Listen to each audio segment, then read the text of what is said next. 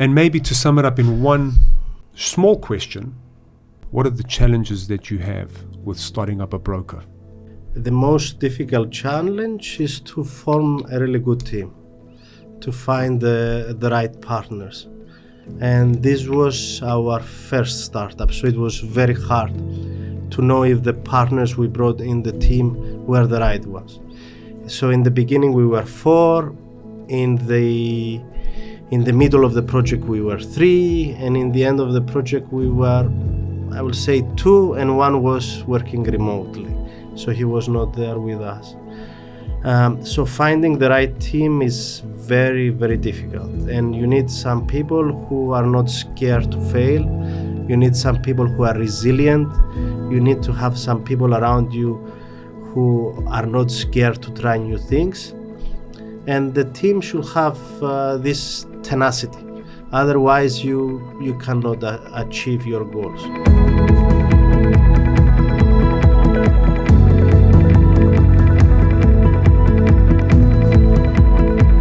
Welcome to the Financial Frontiers podcast. My name is Dinos. Please remember to like, subscribe, and share this channel. It helps us create more content and deliver more episodes for you. And here is another episode on the Financial Frontiers podcast, and I have a guest with me today, a friend and also associates in the past. We've worked quite a lot. Dr. Dimitrios Zamboglou. Thank you for your time, Dimitri.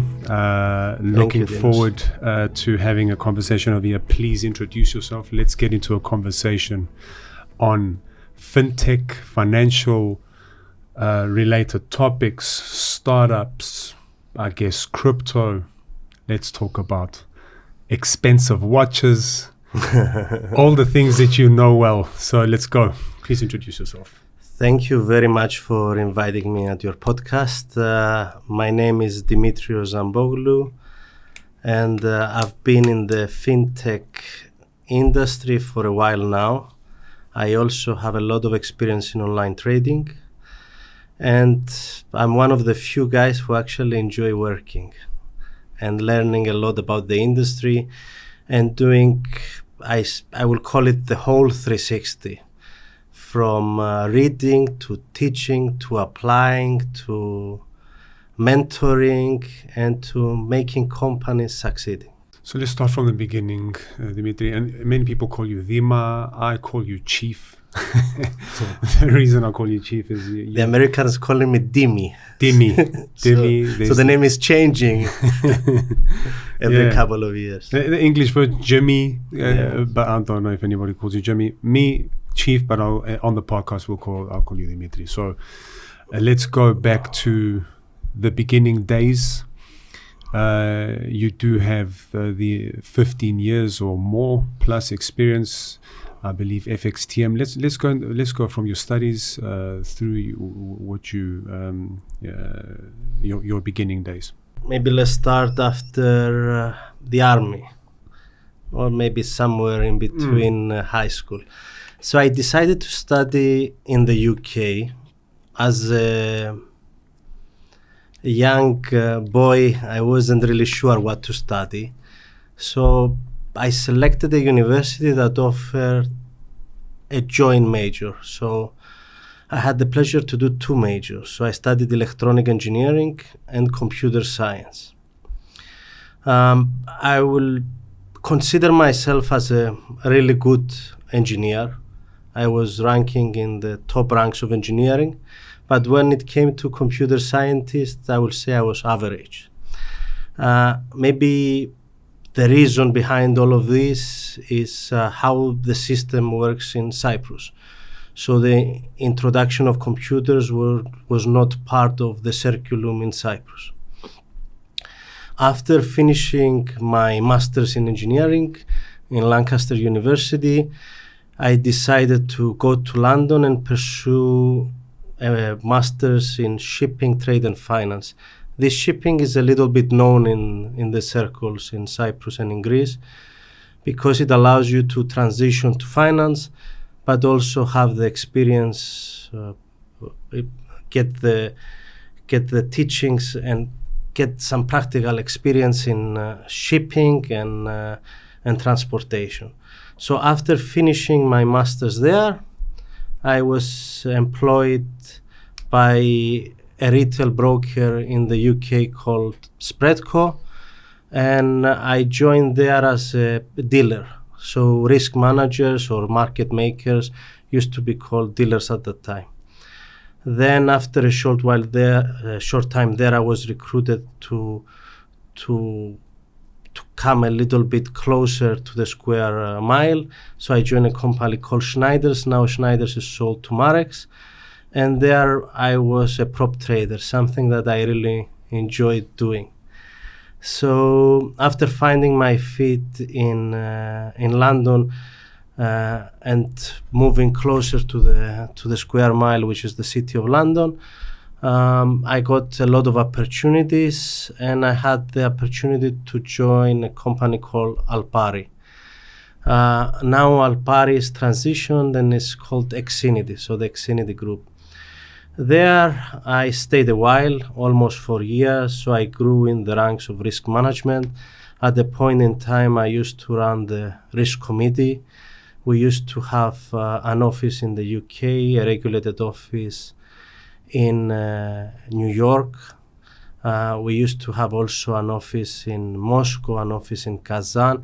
It was before the tightening of the retail FX regulation.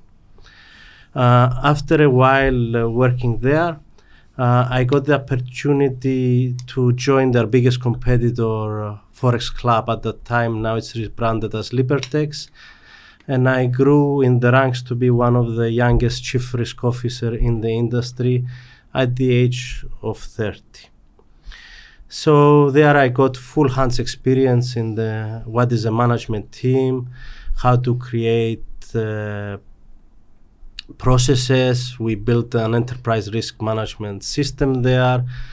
I had the opportunity to be close to both the CEOs at that time because there was a change. And I had one of the best times in my career there. The company was located in Montenegro and Russia, and also again New York. So I had the opportunity also to travel a lot. And it was something that I really enjoyed. After that, I had the pleasure to start my own broker, which I spent a little bit of time in China because we raised some money from a Chinese VC. We formed a very nice team. And then after almost 3 years, we got bought out. And this was my first experience of selling my company and closing a difficult chapter in my life and moving to the next. After selling my broker, I went back to the Exinity Group because they were looking for a very diligent general manager in the UK to establish the branch there and activate the FCA license. So I stayed there for almost 1 year. And then I joined the first crypto exchange in Switzerland, which you were part of as well, the venture of Professor Richard Olsen. And I stayed a while there. And there again, it was a very nice company, at least in the beginning. It was full of really, really smart people. And after that, I decided not to relocate in Switzerland, so I went back to the UK. In the UK, I had the opportunity to do a lot of things. I joined as interim chief operating officer of a gold backup stablecoin. So I had experience on how to create stablecoins and also help a little bit on the in the funding round. And then joined an aspiring crypto bank, BABB, which was the 7th largest ICO at the time. And for the audience who do not know what is ICO, is initial coin offering. So they raised money online to build their project in the form of tokens, and they issued tokens back to the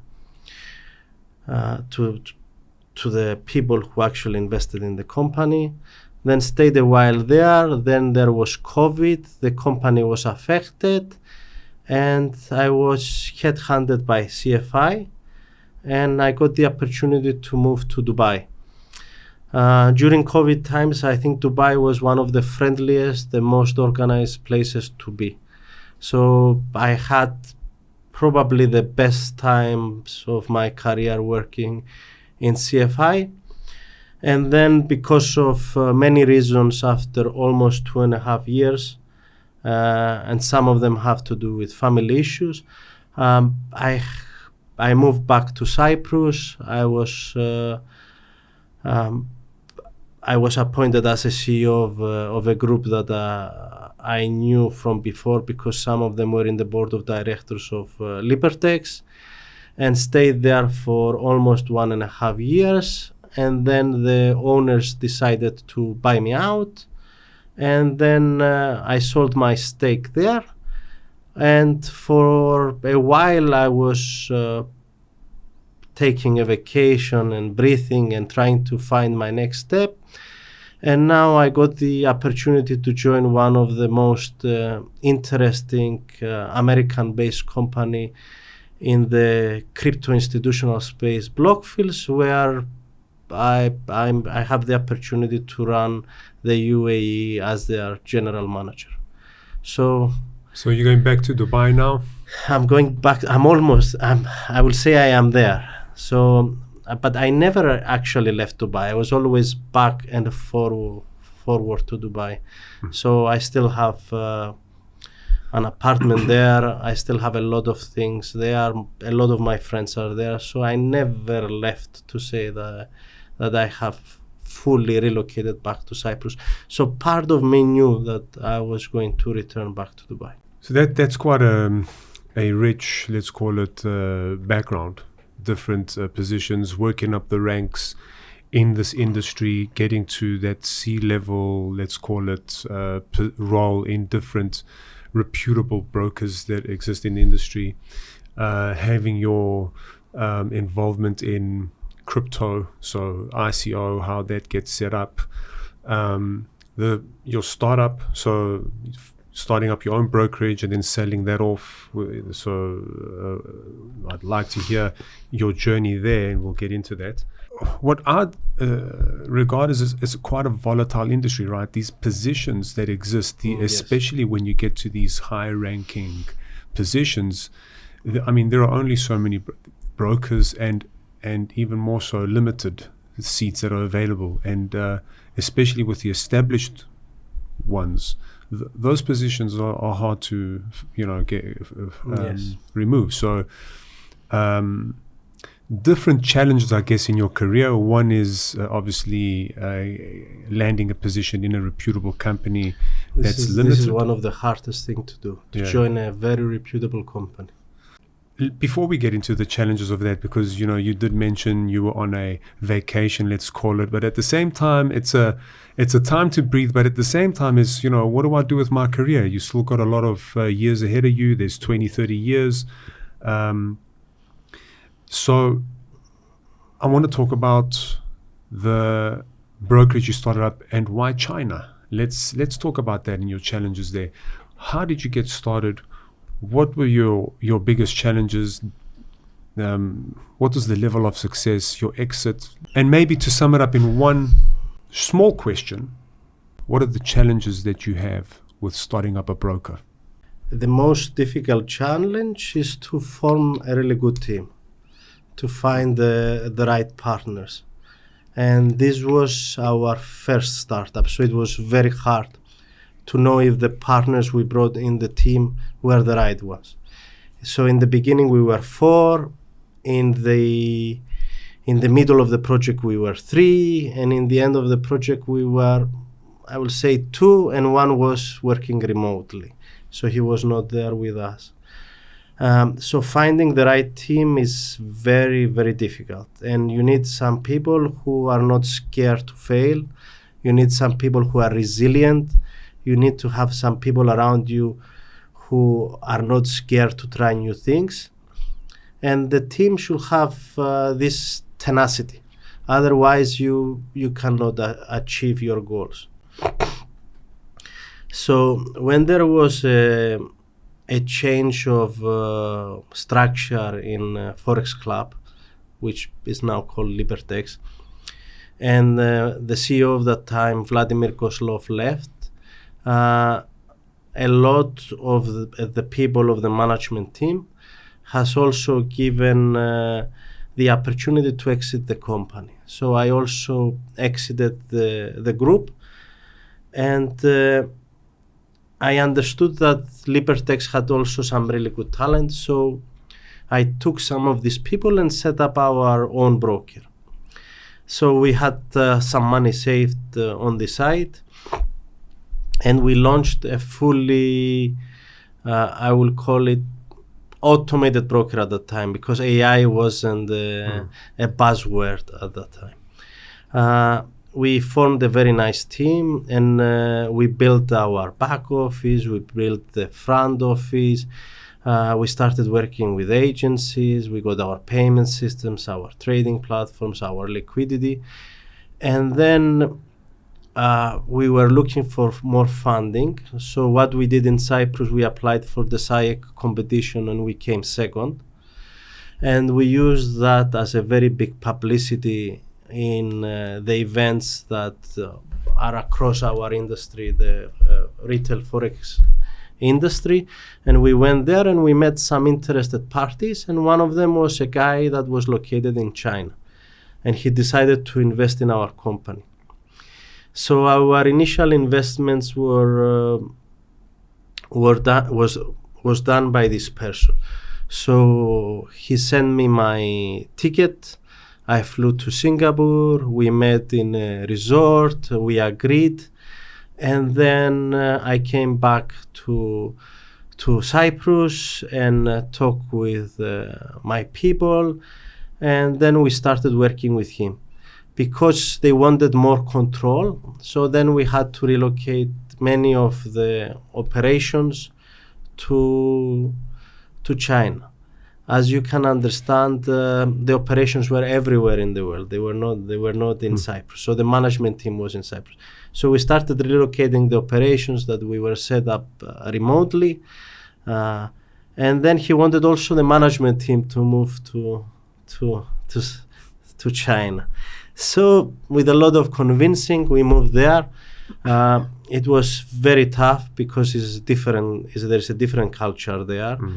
From my side, I am very adaptable, but I will say it was not so easy. So we did a lot of work there, and I consider this startup to be a success, but not a super successful story. And then finally we decided that we cannot spend more time in China because it was eating all of our time. And slowly we found a company to buy us out, and we moved back for a while in Cyprus. I'd be interested to hear this. What were the challenges in China, living in China? Because, we talk about it's a different culture. It's difficult for you. For the locals, I guess not. Yes. So what was for you the most difficult thing moving to China? The most difficult, of course, it has to be the language. You do not understand everything, and you do not have an understanding what is happening around you. So language was a very big problem. Then you have culture. It's okay, after a while you start getting it and you start understanding culture. So culture is another thing. And also, you always need to have a translator with you. So you need to be very careful with your words. What you say might offend someone. And my partners got also very tired because it was very demanding. We were in the office at 8 o'clock and we were finishing at 8 at night. And from 8 until 11, we were meeting with potential partners. Me, I can't do this kind of things. But some of my partners and shareholders were very tired, because they want their own time and their family space. For me, this is normal. And like the food and cost of living, things like that? The cost of living was much cheaper than Europe. The food is nice. You have to be careful of the spicy food, because spicy food is always bad for the European stomach, I will say. But the people are amazing in China. There is had an amazing time there. I wouldn't change it for the world.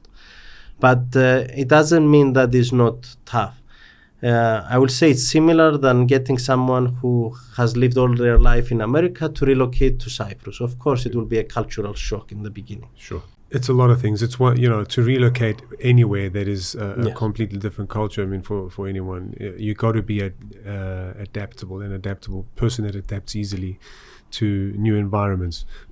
And of course, when you've got people that are dependent on you, when you things get less flexible. So. But even moving from London to Dubai, it was hard. Again, moving from Cyprus to the UK, again, it's hard. Yes. And how was China back then? I mean, they've always been technologically advanced, and I think today maybe even more so. But you back then was around 2013, 14 when you were there? It was around 2014. And so I'm sure you must have been amazed with the technology difference, in terms of how things were operating and their infrastructure generally back then, and even more so today. So you got out from there, you moved on, you came back to Cyprus and pursued your career in where was that? After that you came back to Libertex, right? No, I finished my journey with my company, which the name was Zebra Capital Markets. Then took a breather for a bit. We applied for the competition for Richard Olsen. And during this application, there was a very big role in Exinity, in Forex Time. They were looking for a while to find someone who has the right profile for the regulator, someone who is diligent and has really good experience when it comes to compliance and risk management, to go and run the UK office. So after a while in Cyprus, I was in August in Cyprus, and then I moved back on January in London, on 2015. So we already won the competition of Lykia, but I couldn't join the company from the beginning, although I had a lot of friends there, because I made a promise that I will activate the license in the UK. So after we got the FCA approval, we set up the offices, we set up the processes, we hired the right personnel, we started delivering our marketing and sales strategy. When the time was right, then I decided to exit Forex Time, and I still have really, really good relationships with the Exinity group. But it was the opportunity of a lifetime, because we were building the first crypto exchange in Switzerland. And also I had this amazing opportunity to work with the person that I was reading books about, Richard Olsen. And for those who do not know, Richard Olsen is also the founder of Wanda, which is one of the biggest retail FX brokers in the world. So I got the opportunity to work with this person, and I will say I really, really enjoyed it. Those were good times, and that was when we actually met. Yes. We have our experience back then. We progressed the FINMA license, and then we were one of a very limited amount of that license in the UK, MTF. Multilateral Trading Facility. Correct. So peer-to-peer trading, let's call it, which was very limited in the UK, and we managed to do that. And I was in the team with you there. Yes, we got pre-approval by the regulator, which was a very, very big thing. Yes. Something you did not mention that you do in your career, which you did a good job in my opinion, is on the PR side of things, because you mentioned publicity before, and you've been in Game Changers, you've been in Forbes magazines, and then you also have the time to study to become a doctor level, your PhD. So there's also that, I guess, that ties into, landing these very difficult limited seats I think PR and marketing yourself is an important part of any person's career, right? And just to build on that is, I got this from a book that I read, or either an audio book or a book that I read, I can't remember, of Warren Buffett, where each person needs to treat themselves as a business. Yes. You have a certain set of skills, and it's up to you to market yourself and brand yourself. Some people do that to an extent that is far more successful than, and their skills are, let's call it, mediocre, while someone else's skills are super talented, but they don't market themselves and people don't know, right? Yes. How do you go about yourself building your brand, and then also obviously the brand for the businesses that you've worked for, even though you haven't been part of the marketing team? It's more on the risk and operations. And I used to run the marketing team in CFI. I used to also run the marketing team in Dodo, my previous job, and I also used to run the marketing team in my own broker. But what people do not know, I also have a master's in marketing, a diploma in marketing, and some of the most complicated online certificates in marketing. There you go. From Wharton and LBS. Okay. So I study marketing as well. It's something that I enjoy doing as well on part of my personal time. I never considered myself to be a marketing professional, as you also say, but definitely I can lead a marketing team. I can be the interim, call it CMO of a group, but this is not something I want to pursue as a career. There is other people who I believe are more skilled and enjoy more doing this kind of work. But I also like it. I like to be part of it. And it's an integral part of any business, and also for each individual. I mean, somebody who, let's say, regards themselves as, I'm not a business owner, I'm not an entrepreneur, but I just, I know my specific craft and I'm very good at it, whatever it is, whether I'm, I know graphics, or I'm good at marketing, or whatever. I'm a dealer, or I'm an administrator. Every single person needs to know how to market themselves. Obviously, it's very important. I mean, look at it from the side of view of a company. So a company is opening a role, they want to hire a head of trading. So what will they do first? They will go and find the head of trading, the head of trading person from the competitors. If they cannot get someone from the competitors, they will open the role, and then they're looking for some specific characteristics. But of course, it's very hard to hire someone in a high performance team, because you are looking for a person that it will also fit the culture. And cultural fit is something that a lot of companies are not taking into consideration when they are hiring top talent. And it's also important both for the company and for the person, because if the person comes in and he's not happy, then he will leave. Also, if the company is not happy with the person, then they will not want him there. So it's very important to find the right fit. I 100% agree with that. And you did mention one of the biggest challenges that you said is in your startup, and this applies everywhere, and I see this as well with my business, is finding the right people. Finding the right people is extremely important. Yeah, because that's the business, right? Yes. You by yourself, it gets challenging. Dimitri, tell me a little bit about your strategy around investments. Where do you put your money?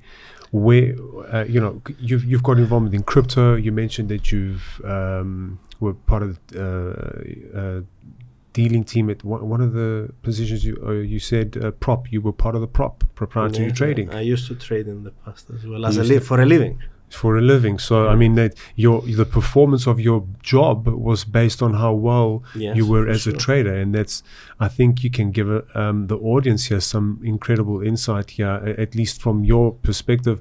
What kind of what things you look out for? What would you define as a successful strategy to invest properly. And part of your investments are in expensive watches. It's something that I've been looking at. I cannot see it. I mean, there's a lot of money in it. It's very volatile, so for sure. But there's a market there, and it's one that I guess perhaps I don't understand. And when somebody looks at diversifying their assets, these risks, these are risks. If you go all in on one specific asset, then you're prone to risk. So give us your opinion based on your experience. How does one get into trading and give them the tips to be the most successful trader that an individual who's looking to start can be? I mean, for me it was very, very simple. I mean, I tried to keep things very, very simple. So with my money that I saved on the side, I bought some assets, and of course I have my own portfolio. So this, I will say, is like 20% of my wealth. The remaining, I invested in the family business, where my family is into real estate, into construction, which is something I control directly and indirectly when I am not in Cyprus, because it's my brother and my father who's involved. And a percentage of that I invest on myself and on my personal branding. I mean, I never consider watches to be something that you buy to make money from it, or cars, or any luxury goods. I consider them to be a way of just incentivizing yourself. So if you get a good job, maybe you will buy a nice watch, or you will buy yourself a present, just to give yourself a pat on the back. And the other thing I do in the last positions I have, because as you can understand, when you're joining management teams, you also have the opportunity to have some percentage of that company. So the more you grow in your career, this is the most important thing you're looking for, to have a nice package that will allow you to be a shareholder. Will it be in the form of options? Will it be in the form of shares that it will be vested for a period? It's up to you how you will negotiate the contract, and it's also up to the company how do they set themselves up for expanding in terms of investing in talent. So I will say that when it comes to investing in high risk assets like crypto, of course we are investing in this kind of assets, but the risk is very high. So if you take, I always say it's better to invest in crypto rather to go in the casino and spend it in the roulette or in blackjack. Of course, crypto is better, but there's a lot of risk associated with investing in crypto. But a percentage of your portfolio, of course, should be allocated in crypto, where maybe 3 or 5% of that portfolio should be in crypto. But with these high risk assets, of course, you have less high risk assets like Bitcoin or Ethereum, which now Bitcoin has a listed ETF, and now Ethereum is also becoming a listed product as an ETF. But you need to make sure that you understand the risk before investing in this kind of products. Yeah, I think it's a good opportunity for me to state over here. This is a disclaimer. This is not investment advice, right? And we do not do investment advice. This is not investment advice. First of all, it's you need to be licensed. All this is a casual conversation between two individuals who, based on how the world works today. Yes, for sure. You figure out something that you're good at. Something you mentioned at the beginning of the podcast. You said you enjoy what you do. Yes, right? I definitely enjoy what I do. It's part of my DNA, I will think. And so that is an important part, I guess, an ingredient in terms of how does one go about their professional career in terms of building, financial stability? And so the first thing that you need to do is get some kind of a skill set, and you start generating revenue from there. And then from there, if you're going to have the money sitting in the bank, this is many professionals talk about this. That's not the best place to have your money, your net worth, your assets. Not all of it is. Again, if you really want to be diversified, it's good to have some cash, it's good to have some property, it's good to have some shares. But again, it depends on you how you will structure your portfolio. That's why you said this is not an investment advice. This is not this kind of podcast. But it's up to the individual. So the individual first, he needs to understand his risk level and what kind of investments he wants to do.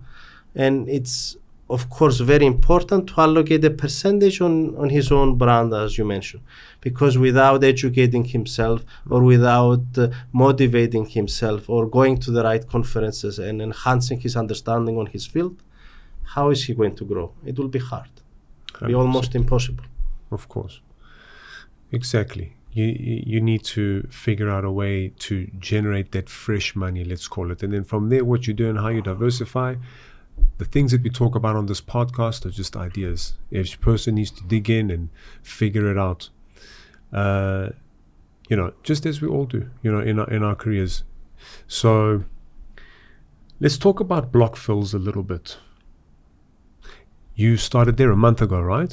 Almost a month ago. You're working out of Cyprus for now, moving to the UAE. Actually, from Cyprus and Dubai, you're back and forth. Back and forth. Yes. But you're moving to Dubai for permanently. I never left Dubai. This is what I was trying to say. I still have a residence there. Okay. And I never left Dubai, so I'm here and there.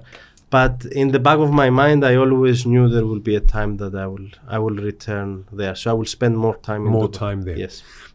So that's what we mean, that you're spending more time there because, we feel your presence in Cyprus more now. So yes. I enjoy Cyprus. My family is in Cyprus, so I really, really enjoy Cyprus. Yeah. Real estate, you mentioned real estate. That's, I think, just to kind of go a step one back in terms of diversification in your portfolio, real estate, I think has, in my opinion, has stood the test of time in terms of where to put your money. I mean, real estate, from my side of view, I find it extremely boring. It's something extremely slow. Yes. It's something that takes a lot of time. I was never fascinated about real estate. But again, if your family is involved in real estate, you also need to help them because this is what they want to do. And who am I not to support my brothers and fathers' dreams to expand our companies and who become a good brand. But yes, real estate has, in Cyprus it has done amazing, especially in Limassol, I would like to say. But this is a field that never fascinated me. Yeah, it is boring. But what I'm saying is that it is this, in my opinion, and this is not an investment advice, the safest place someone can put their money. You've put in, look, things can go terribly wrong as well. A lot of things go terribly wrong. And people are not talking about these things that go wrong. But there is a lot of people and a lot of companies in Cyprus that they are losing their assets. And we have all of these big funds now who are actually buying the distressed assets and selling them. So although there is no marketing around that, it's happening in Cyprus. When somebody overexposes himself, you go For and sure. you take a too big an investment that you cannot sustain. So, yeah, everything in moderation, whatever it is. Yes. Now, back to BlockFi. So what does BlockFi do and what is your role there? I'm going to throw this away. BlockFi is one of the largest institutional crypto providers. So it's a very, very well-known brand. They have offices in Chicago, in New York, in London, and now we are opening our entity in the Middle East. So I was brought by a guy whose name is Nick Hammer, who is the CEO and the co-founder of the group, to run the Middle East entity. I believe I have the right profile and the right experience to expand in the Middle East. And part of my role will also be to spend some time in Asia as well, because the Middle East is closer to Asia rather than Europe. So this will be my role. It took me a while to find a very well reputable company and a group that it has some people that I admire. And finding BlockFi has been a blessing at this point of my career. And crypto is doing really good lately. Again, you never know with all of these industries. And it's something that I am also very excited to be part of. Did you mention that you're going to get the regulation there? Yes, we are definitely going to get the regulation there. For the people who do not know, everything is becoming regulated nowadays. So if you're in an industry that you're offering products that are unregulated, most likely in the near future, you will require to have a license. And we've seen this everywhere now that is happening, even in these offshore islands. In some of them, you didn't need a license. Nowadays, you need a license to operate. So as the world is moving forward, all of these kind of products will need to be licensed. Okay, and so if we talk about BlockFi, yes, is it a service that like me, I'm an individual, on the retail side? I would imagine no, it's more... No, it's on the institutional side. And so what is that exactly? Is it liquidity that BlockFi provides, or is it more of I don't know, an access for feed? What is it exactly that BlockFi? There is a couple of services that BlockFi provide. I mean, it's one of the biggest options market maker in the world when it comes to crypto. It's one of the biggest institutional crypto liquidity providers. They offer their own customized trading platform. And there is, depending on the relationship you have with an institution, there is also the ability to have bespoke products. So they are offering a lot of verticals. But they are not addressing the retail client, they are addressing the institutions. Which that basically means you need more money to open an account, I would imagine. You need to be most likely regulated. An organization. An organization? Yes. Okay. Of course, some of the license allow to cater for professional clients, but most likely it will be institutions. Good. So, what does Dimitrios Zamboglou have in terms of his plans? Is BlockFi the next stop for the next 10 years, or how is it looking in terms of the next 5-10 years? I think yes. I mean, taking this time after I left my previous job, because I had the financial capability to take a break, I got the chance to meet with a lot of people, to go to a lot of conferences and to understand how does my future look like in terms of my targets. I believe that BlockFi is the right choice for me. And given this opportunity to travel a lot and live in a place like Dubai, where a lot of things are happening, is something that I enjoy very much. Is BlockFi my last stop? To be honest, Dinos, I never think about the next job I will go. I think what skills am I missing, or where I can develop even further as a top manager. But I never think that I'm going to a company and then I will want to go to another company and another company. This is not the way I operate. So I just try to find a good brand, go there and just develop myself. And I believe this time I will be around some really exceptional people, which they have a lot of things to teach me. How many people are employed by BlockFi at the moment? I mean, the unofficial number is close to 50, but I believe there might be even more. So I will not confirm this number. Yeah, because I honestly never heard of BlockFi, and even though you mentioned, yes, it's an American-based company. Also, is very lean, and this is how companies need to be nowadays in order to be able to survive this kind of markets. And it's very technology-driven, and it's something that is important. But if you check the website and the CVs of some of the guys, there is some great talent there. And I guess in terms of an industry, we say regulation is going to catch up on everything. I think crypto is a lot more progressed if we compare to something else, like, for example, the prop trading space. You know? So I guess a journey where, in my view, you're going to learn quite a lot there, right? Because the regulator's catching up and setting up the license in, what's the regulator called in Dubai? There is DMCC, and the specialized licenses from VARA. ADGM, I just remembered.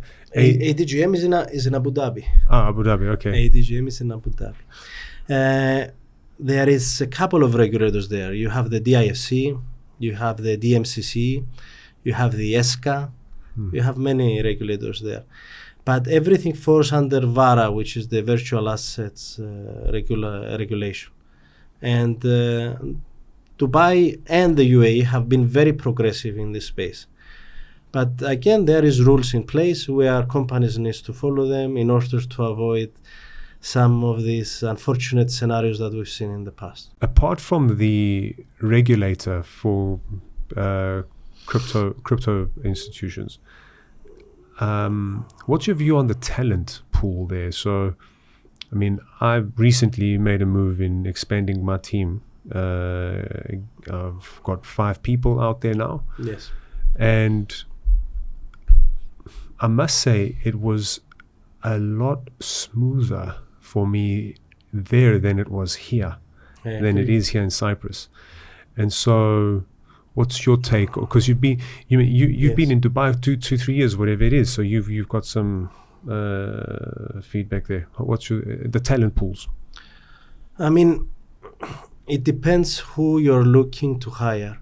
I have interviewed many high caliber individuals in Dubai that were not the right cultural fit. Especially if you are, let's say, like I used to be in CFI, if I am a top manager and I'm hiring someone who is regarded as a key employee, also the owner needs to meet him to see if he will be part of the culture. The culture is very important there. You will find a lot of individuals who look good on paper, but again, if you create the interview process correctly, then you will find some really good talents, because Dubai nowadays is advertised as the place to be. So a lot of people are moving there, and a lot of people who left from there, they want to relocate back. And I found out that relocating back is not as easy as people think, because many things are changing as well. And there is less supply, there is more demand nowadays for services, and you have to find the right individual that will fit the role. But again, if you cannot find the right person in Dubai, you can motivate someone to come, like I used to be in the UK, in London. So if the right offer is there and the right team is there, people will not second guess Dubai. So they will just move, because it has a lot of things to offer there. The most important thing I find that Dubai is offering is safety. Yes, that's a big one. That's the biggest thing ever. You can walk at any time you want, and you are not going to be scared of someone robbing you or entering into an argument or a fight. You're not scared of your life. This is the biggest plus I found in Dubai. They're doing something right there. They are on definitely that doing something right. Dimitri, let's talk about some of the other pursuits you've done, your content, your strategy around content. And now what comes to my mind, because I know you, is I recall a white paper to your thesis that you did for your PhD was around AI, if I'm not mistaken. No, we got some funding from Amazon to do AI in the PhD. Yes. Okay. We'll get into that. And also, you've recently released a book. It's in Greek. Γίνε ηγέτης του εαυτού σου. Yes, and in English it's called Become Your Own Leader, which hopefully by the end of the year it will be published in English as well. You translating? Okay. No, it was made in English. It was written in English in the beginning. Okay. But we decided to publish it in Greek because I'm spending most of the time now in Cyprus. But now that we are moving again from Cyprus and spending more time in Dubai, it makes sense to also release the English version. So I have the Greek version. You gave me one. Thank you for that. I have not had the time to read it. I've tried it. It's just been too many projects. But I will read it. I guess in this podcast, tell me about your book. So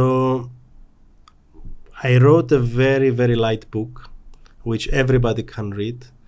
It's around 100 pages. It's a book that can help you change your life. It allows you to set your targets. There is some couple of exercises. If you choose to do them, you can do a deep dive on who you are. But it's an enjoyable book that allows you to find yourself and motivate yourself to achieve your targets and your ambitions. It revolves around 5 elements of leadership. So if you think you possess all 5, then probably you do not need to read the book. But if you want to learn a little bit more about where you can make changes and achieve even better results, then you can focus on those chapters. The book is written in a funny and in an entertaining way. So in the 3rd or on the 4th picture, it has a warning. So it says that if you are not ready to make changes in your life, so maybe this book is not for you. So maybe it's better to give the book to someone who is ready to make changes. Of course, there are people who are ready to make changes, and you can read actually the whole book in an hour or 2. It's not that difficult. It's not that difficult of a book. It allows you to come back all the time and read chapters that interest you. So this book, you will not just read it once. So this is the most important reason to buy this book. What inspired you to write the book? I always wanted to write a book on leadership. And I had the pleasure to do a very thorough PhD in behavioral finance. So I took a lot of aspects from my PhD and I transitioned them to fit the average reader, because the PhD is a little bit more complex, and I wouldn't like to say boring, but some people will not even read the 1st or 2nd page. To write a leadership book, it took so much time. It took like 3.5 years to write it. Wow. And then trying to find a publishing house is a very, very difficult process. So not only we wrote the book, we wanted a reputable publishing house. We didn't want to do self-publication because we thought that everybody can self-publish. So if the book is not good, the publishing office will not publish it. But if the publishing office, publishing house can publish it, then it means that the book has merit, and there's a check mark for writing a good book. So it has been a very difficult process, and I would like to say I'm not going to write any other book for a very, very long time. And I think you will enjoy it when you will read it. So it's a nice add-on for your career. I plan to. I just haven't had the time, and I really wanted to get it in before our podcast, but as you know, we try to squeeze it in before you were going to be more time, spend more time in Dubai. It would have been more difficult to arrange this podcast session, which, by the way, we've almost closed in here in an hour. Yeah, man, the time is going so fast. Yes, it flies. We, good company, interesting conversation. It just goes. Yes, it definitely does. So, tell us about that white paper, your PhD, the thesis that you did with the AI, and was it around behavioral finance? Yes. In the past, I spent a lot of time trying to investigate what makes what triggers good trader performance. And it took a lot of time what kind of methodologies to find, and is it possible to understand which trader will outperform and what trigger traders, and how do traders perform. And I spent a lot of time doing this. I mean, a lot of time, maybe more than 6 years doing this. And I wrote a very nice PhD, one of the first ones in behavioral finance for retail investors. And if you Google my name and King's College, you can even download the PhDs in the archives of the university, so you can download it for free. So we spend a lot of time to find out how traders perform and how this kind of performance is affected by different market conditions, and what kind of biases these investors and traders have. And we took these biases and we, in a way, translate them into more of a leadership characteristics, and we took these characteristics and we put it in the book. So if this kind of triggers are necessary for traders to become really good, then maybe these are necessary also to become a good leader. And we wrote a very, very nice book about this. Yeah, that's an interesting dynamic, because I'll give you, just as you were talking, looking at it from different, let's call it angles, perspectives from my view. And I'm not a trader, even though, as you know, I am involved in the industry. We know the platforms, that's what we manage. But as a trader, I'm not a trader. You have the experience with a trader. And I think, and correct me if I'm wrong, one really important strategy in terms of positioning yourself in the market, understanding macroeconomics and how things are going to move. The market moves based on trader sentiment. Correct. And so understanding behavioral finance, which I understand, is what is the motive behind the people that are involved in these markets that are driving the price up or down. Yes. And so if you've got an understanding on how the markets work, and then essentially how do the markets work, is how the human mind works in behavioral finance, right? Part of it is definitely behavioral finance. You need to understand that some institutions, when they buy or sell, they also move markets because of the size. But there is a chapter in the book called Leading from the Front, which it means that if you are a really good leader or you are a really good trader, people will follow your decisions. So you need to understand how to lead from the front. And this is part of the herd initiations, where someone is trading and many people are just copying the same strategies. And you do the same in funds of funds. So a fund is doing the trades or the investments and other people are trading. And you do the same in hedge funds, where the people are just investing in the hedge funds. Awesome. Dimitri, is there something that you would like to bring up as a topic? And then we move on to closing comments here. In the last 6 months, I was thinking a lot what makes a good top leader, a good top manager. So I managed to break it down in just 3 aspects. So the first one will be leadership. So as a top manager or as a high caliber individual, you need to develop your leadership style. You need to understand what is leadership. The second thing I will say will be general management. So this has to do with running the operations, understanding compliance, understanding risk management, understanding what clients want. And I will say the last one will be strategy. And strategy is a very big topic. Marketing can fall under strategy, sales, business development can fall under strategies. So if you invest a lot of time in these three key areas, I think you can succeed in your field even further. Again, if you are someone who wants to do a deep dive in yourself and understand where you are, definitely a leadership book can help. I'm not saying that my book has all the answers, but there is plenty of books out there where you can learn. Do not be scared to educate yourself or to gain a new skill. And finally, everything in your life, as I said before, try to make a strategy for it. If it fails, you do it again, you adjust the plan, and you try to achieve your goals. And your goals are your own goals. It's not the goals of anyone else. Not everybody is cut out to be a leader, right? It doesn't necessarily, and I guess the book highlights that is, do you have it in you to be a leader? And that doesn't necessarily mean if you're not, that's a bad thing. It doesn't mean that you're not a person that can be extremely successful. Being a leader is one of many different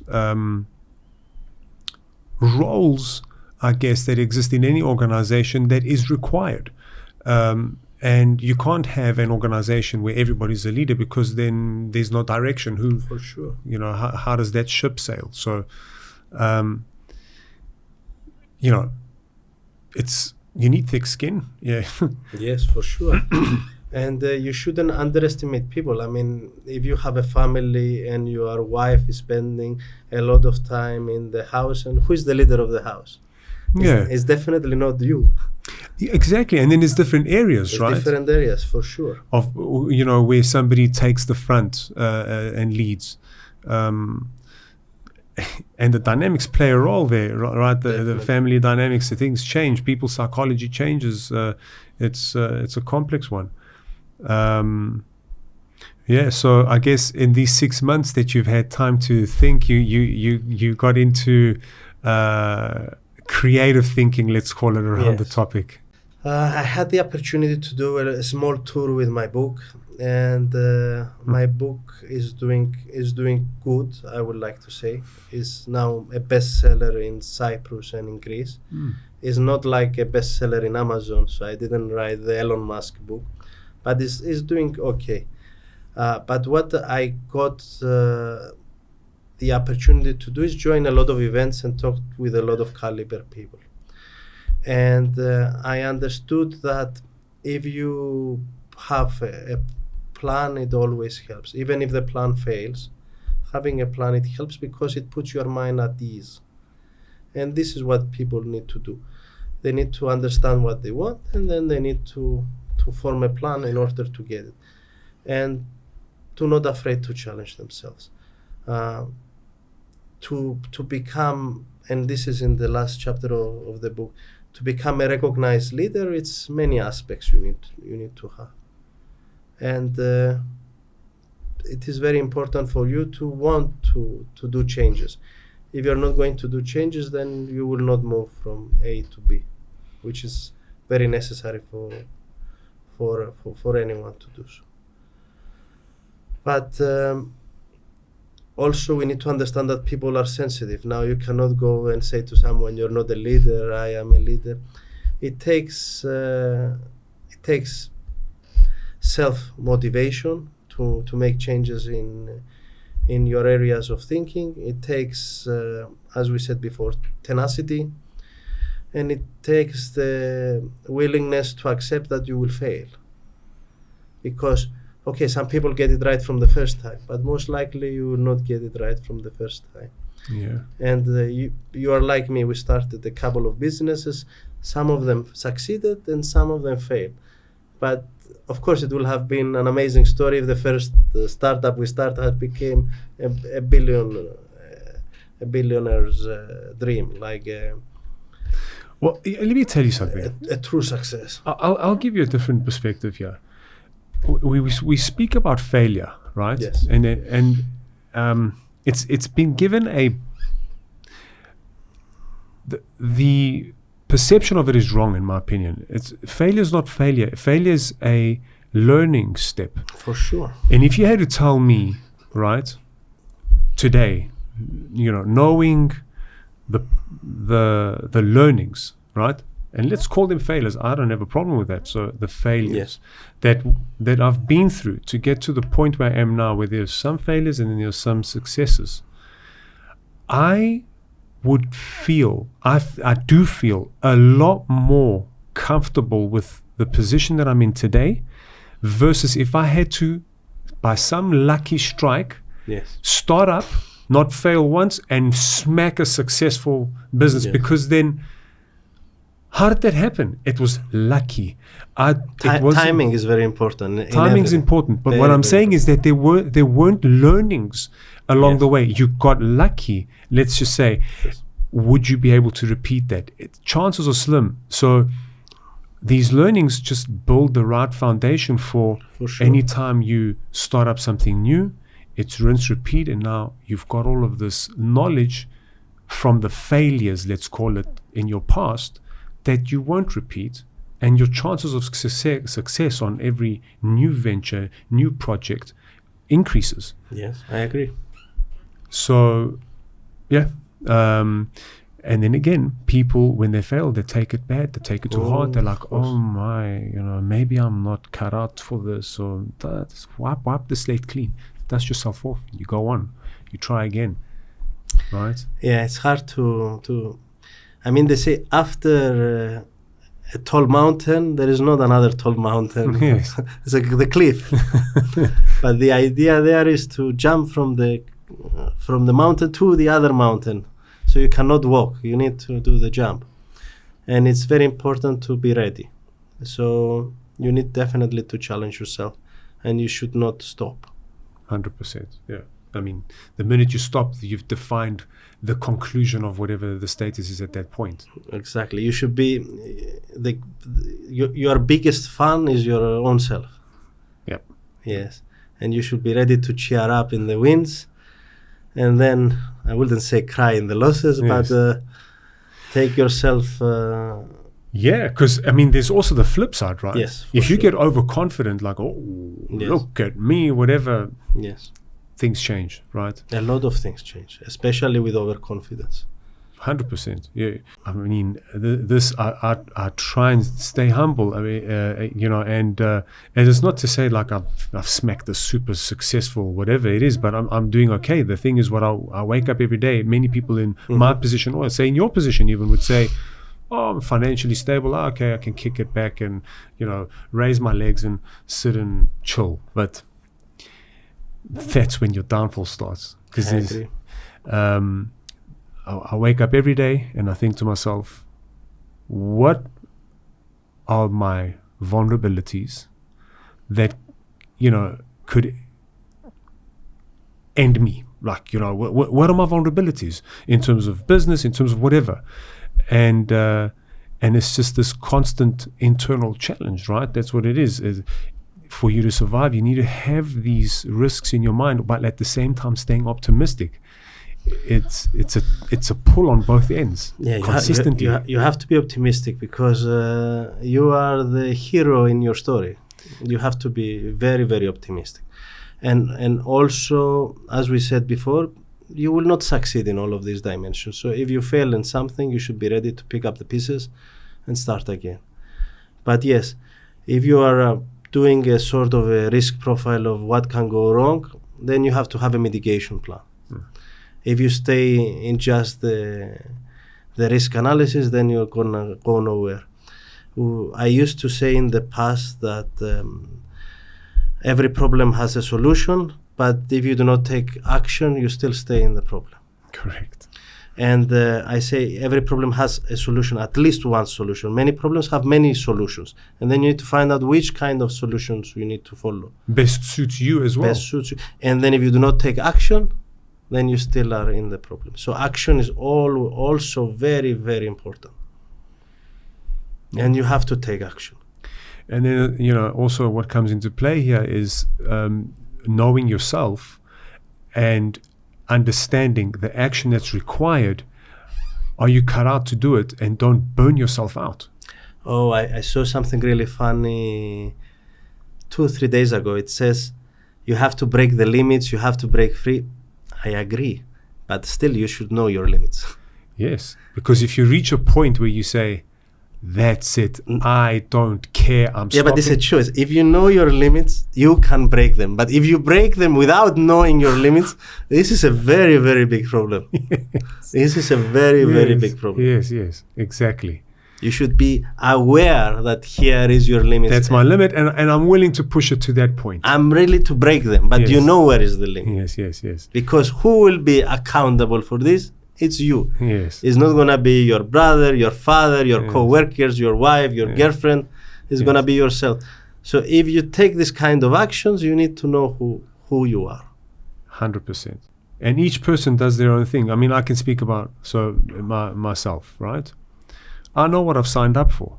Yes. And at the moment, the way my life is right now, I cannot take a holiday and fold things up and say, I'll come back here to work with my holidays. I can't do that.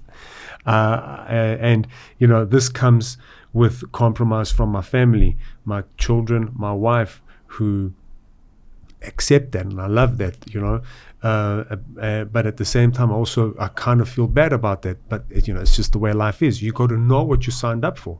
I know that whenever we go on a break, there isn't a day that can go past without me having to look at my phone consistently.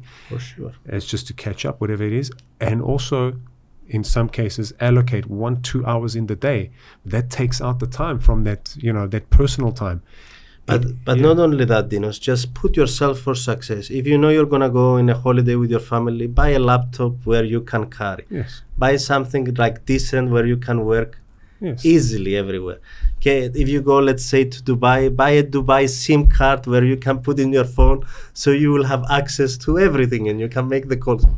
If you set up yourself for success, I'm not telling that you will succeed 100%. Yes. That it will be easier for you as well. Of course. But if you're going on a holiday with your wife and your laptop weighs 10 kilos and you're carrying it and you're not allowed to open it, of course you will not be doing your job, and you will be angry also with your family, which makes zero sense. 100%. And then there are also different ways to be efficient at that. Yes. So I can literally take that bag that I've got over there, this phone, and I can go anywhere. The moon. If the moon's got internet, I can work. Exactly.